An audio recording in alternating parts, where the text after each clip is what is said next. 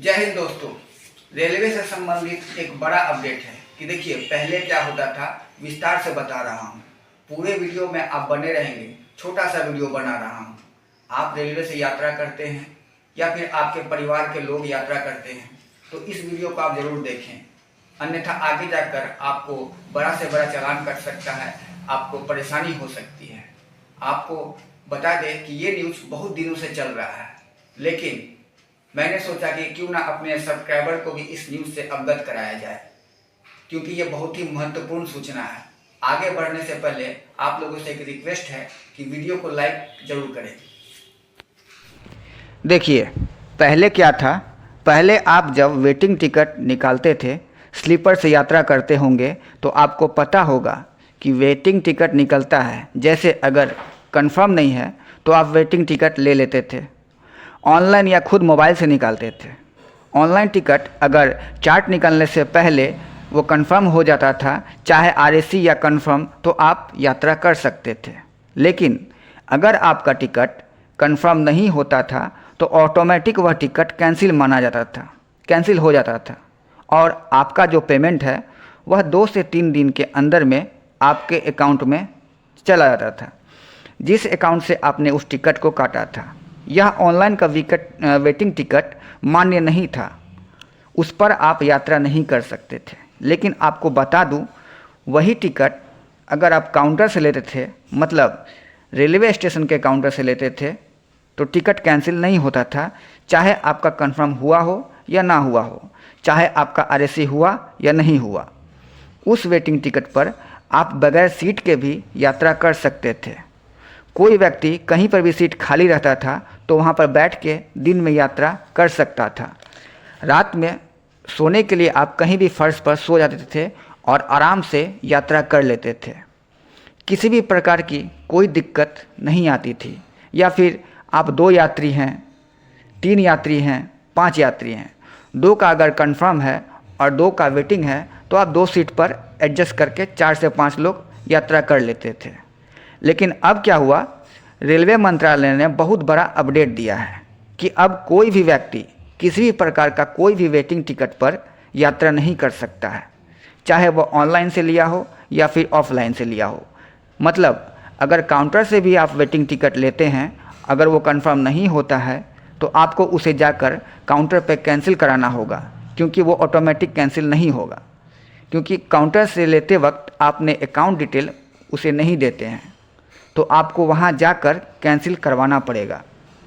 Cancel करवाएंगे तो आपका पैसा आपको रिटर्न मिल जाएगा। लेकिन आपको बता दूं, अगर आप कैंसिल नहीं कराते हैं तो एक विकल्प आपको दिया गया है। आप उस वेटिंग टिकट पे जनरल बोगी में यात्रा कर सकते हैं। सेकंड क्लास, जिसे जनरल बोगी भी कहते हैं, उसमें उस टिकट पर यात्रा कर सकते हैं। लेकिन स्लीपर में आप नहीं घुस सकते। अगर स्लीपर में आप घुस जाएंगे तो आपका अच्छा खासा चालान भी होगा और आपको उस बोगी से उतार दिया जाएगा। उसमें आप यात्रा नहीं कर सकते हैं। पहले क्या था, बगैर टिकट भी लोग स्लीपर में घुस जाते थे। टीटी आता था और आपका चालान बना देता था और लोग उस चालान पे स्लीपर में ही यात्रा कर लेते थे।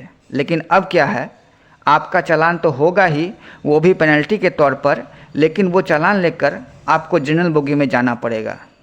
यह बहुत बड़ी अपडेट है, तो इस चीज़ को समझिए, क्योंकि बहुत सारे लोगों की शिकायत थी कि स्लीपर का हाल जनरल बोगी जैसा हो जाता है। लोग वेटिंग टिकट लेकर या चालान कटाकर स्लीपर में सीधा घुस जाते हैं। इससे जिनका टिकट कंफर्म होता है उनको यात्रा करने में दिक्कत होती है, परेशानी होती है।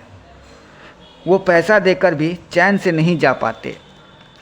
दूसरा क्या है, जो वेटिंग टिकट लेते हैं उनको भी सेम पैसा लगता है, जिनका कंफर्म है उनको भी उतने ही पैसे लगते हैं। और होता क्या है, वेटिंग वाले इतने आ जाते हैं कि कंफर्म वाले सही से न यात्रा कर पाते हैं और न वेटिंग वाले सही से यात्रा कर पाते थे।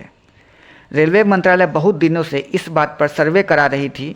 अब उनको पता चला है कि इस तरह की समस्या हो रही है, लोगों की शिकायतें आ रही है, इसलिए अब इसे बंद कर दिया है। वेटिंग टिकट चाहे ऑनलाइन हो या ऑफलाइन, आप स्लीपर में उस टिकट को लेकर ना घुसे। उस टिकट पर आप जनरल में यात्रा कर सकते हैं, अगर काउंटर का वेटिंग टिकट है तो आप उस टिकट पे जनरल बोगी में यात्रा कर सकते हैं। अगर ऑनलाइन वेटिंग टिकट है तो वह ऑटोमेटिक कैंसिल हो जाएगा और आपके अकाउंट में पैसा चला जाएगा।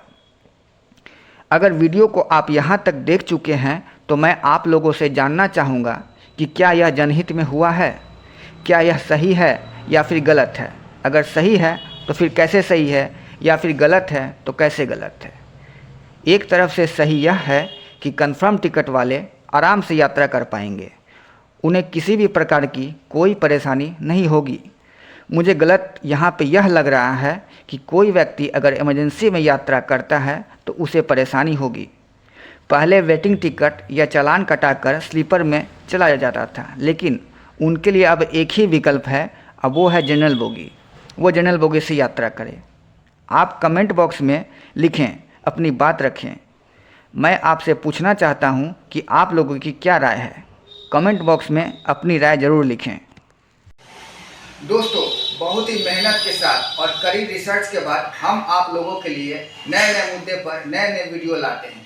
आप लोगों से यही रिक्वेस्ट है कि अगर आप हमारे सब्सक्राइबर नहीं हैं तो हमारे चैनल को सब्सक्राइब कीजिए और बगल में बेल आइकन को भी दबा दीजिए, ताकि आप लोगों के लिए हम ऐसे ही नए नए मुद्दे पर वीडियो बनाते रहें। अब तक के लिए बस इतना ही। मिलते हैं नेक्स्ट वीडियो में एक नए मुद्दे के साथ। तब तक के लिए जय हिंद दोस्तों।